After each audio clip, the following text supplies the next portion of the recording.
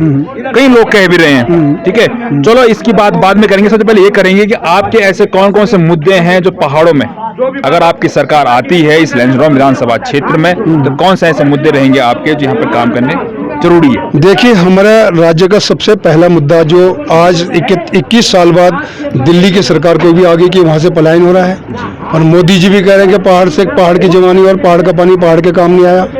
और उत्तराखंड की सरकार ने विगत में पलायन आयोग बनाया था, वो सबसे मूल मुद्दा है उत्तराखंड कांडील का। और इसी मुद्दों को लेकर पलायन के सारे कारण है, जंगली जानवर को आदन है, रोजगार की समस्या है, सड़क, शिक्षा, स्वास्थ्य, ये तमाम मुद्दे उत्तराखंड कांडील के 79 से हैं। और इन्हीं मुद्दों को लेकर उत्तराखंड कांडील ने अलग राज्य की कल्पना करी थी। अच्छा जीवाल जी, एक चीज बताइए, जिस प्रकार से 21 साल इस राज्य को बने हुए हो गए हैं, कांग्रेस भी रही, बीजेपी भी रही सत्ता में, आखिर ये 21 सालों में हमारा जो उत्तराखंड है आगे क्यों नहीं बढ़ा? देखिए, उत्तराखंड इसलिए नहीं बना कि हमने सत्ता को दूसरों को दे दी।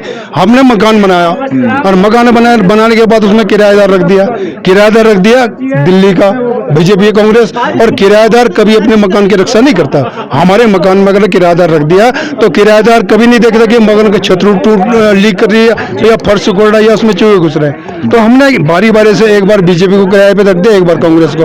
और इसलिए जब तक राज्य का असली मालिक, मकान का असली मालिक मकान में नहीं आएगा, तब तक उसी मकान की सुरक्षा नहीं हो सकती। तो उत्तराखंड क्रांति दल उसका स्वामित्व है, उसमें तमाम उत्तराखंड के वो लोग हैं जिन्होंने राज्य आंदोलन किया। उसमें आज कई भले लोग कांग्रेस में हो या बीजेपी में, लेकिन राज्य बनाने के लिए सब ने एक मुहिम चलाई थी। कर्मचारियों ने अपनी नौकरी दांव पे लगाई थी, व्यापारियों ने अपना व्यवसाय छोड़ दिया था, माता बहनों ने सड़क पे उतर के एक सपना देखा था कि राज्य बनेगा तो हमारे बच्चों को सबसे पहले रोजगार। तो बिल्कुल सही बात है। इस पर राजधानी पहाड़ों में कहते हैं कि पहाड़ों में राजधानी होनी चाहिए लगातार, चाहे कांग्रेस की बात करें चाहे हम बीजेपी की बात करें, लेकिन अभी तक वहां पे कोई व्यवस्था नहीं पाई, जबकि करोड़ों रुपए खर्च किए लैंसडौन विधानसभा क्षेत्र में। तो इसको आप किस नजर से देखते हैं? मैं इस नजर से देखूं तो जैसे देखिए, केंद्र में भारतीय जनता पार्टी की सरकार आई और उन्होंने 1992 में हिंदू पार्टी बना के दिखाया कि हम हिंदू लोग हैं और हम भगवान राम को मानते हैं। और भगवान राम को पूरा उत्तराखंड में हम तो मानते हैं, हम तो सारे लोग, हमारा आराध्य देव है। उनका कैलेंडर लेके घर घर में पहुंचा दिया और हिंदूवादी पार्टी सत्ता पे आ गई। लेकिन आज वो राम मंदिर को बिल्कुल, उनका मुद्दा है कि राम मंदिर बनना कभी नहीं है, मुद्दा है हिंदुओं की वोट बढ़कर। ठीक इसी तरह से राजधानी गैरसैंण उत्तराखंड का मुद्दा है। और ये लोग हरिद्वार में, देहरादून में कहते हैं राजधानी देहरादून, और पहाड़ में कहते हैं राजधानी गैरसैंण।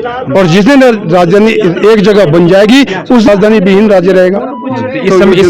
इस समय जुएल जी क्या लग रहा है आपको? जो चुनावी समीकरण आप लगातार पहाड़ों में घूम रहे, गांव में जा रहे हैं, हम घूम रहे हैं, हम आज से नहीं घूम रहे। तो आपने कहा ना कि हमने आज ढूंढ ही लिया, वो निश्चित रूप से ये दुर्भाग्य है, क्योंकि हम तो 41 साल से घूम रहे हैं, हमको कहीं ढूंढ नहीं पाए, क्योंकि हम गरीब लोग हैं, गरीब की तरफ कोई नजर नहीं फिरता और अमीर उसको कहीं ना कहीं घुस जाते हैं। तो पहली बात तो ये है। और हम 41 साल से राज्य अवधारण के लिए घूम रहे हैं। और ये सुखद आश्चर्य है कि इस बार लोग भू कानून जैसा गंभीर मुद्दा है, क्योंकि आज इन्होंने चकबंदी हम पे लगा दी और चकबंदी के साथ साथ आपने भू कानून खत्म कर दिया, बाहर का आदमी ले रहा है। अगर हमने चकबंदी लागू कर दी और बाहर के लोगों को खरीद फरोख्त के रास्ते खोल दिए तो हम तो बिक जाएंगे। हमारा आजीविका अंतिम साधन है, क्योंकि कोरोना ने सब खुलवा दिया, सारी पोल खोल दी। हमारे बच्चे बाहर रोजगार के लिए गए थे। 21 साल में अगर यहाँ रोजगार के धंधे होते तो हमारे लोग बाहर नहीं जाते। विवस्था में जब बाहर आए और यहाँ खेती खाली बंजर पड़ी, सरकार ने कोई ऐसी नीति नहीं बनाई कि लोग अपने खेत आबाद करें, कोई उद्योग, और साल भर बाद वो बाहर चले गए। तो ये अंतिम जो हमारा रोजगार का, व्यवसाय का साधन है, वो है जमीन। आज उस जमीन पे बाहर के माफिया की नजर है। इसलिए मेरा निवेदन है लोगों से कि इस अंतिम आजीविका के साधन को बचाने के लिए इसको केवल यूकेटी बचा सकती है, क्योंकि हमने राज्य बनाया है और हम राज्य बचा के दिखाएंगे अगर हमको सत्ता संभाली। जी जी, धन्यवाद जुएल जी आपका वाइजो माउंटेन पे तहे दिल से। तो जुएल जी थे जो यहाँ पे हमें मिले, जिसमें हमने उनसे कई मुद्दे उन्होंने रखे थे कि अगर जब पार्टी कांग्रेस हो या बीजेपी हो, लेकिन किसी ने भी इस तरह कोई 21 सालों में कोई काम करके नहीं दिखाया। लगातार चकबंदी की बात उन्होंने की, भू कानून की बात उन्होंने की। तो पहाड़ों में कह रहे सीधा ये दुर्भाग्य है और इस बार यूकेडी आनी चाहिए। धन्यवाद, देखते रहे वॉइस ऑफ माउंटेन संजीवनी के साथ। जय उत्तराखंड, पहाड़ से जुड़ी खबरों को वॉइस ऑफ माउंटेन्स आपके लिए लगातार ला रहा है। यदि आपने हमारा चैनल अभी तक सब्सक्राइब नहीं किया तो प्लीज सब्सक्राइब कीजिए, घंटी बजाइए, शेयर कीजिए, कमेंट्स कीजिए और लाइक जरूर कीजिए। देखते रहिए वॉइस ऑफ माउंटेन।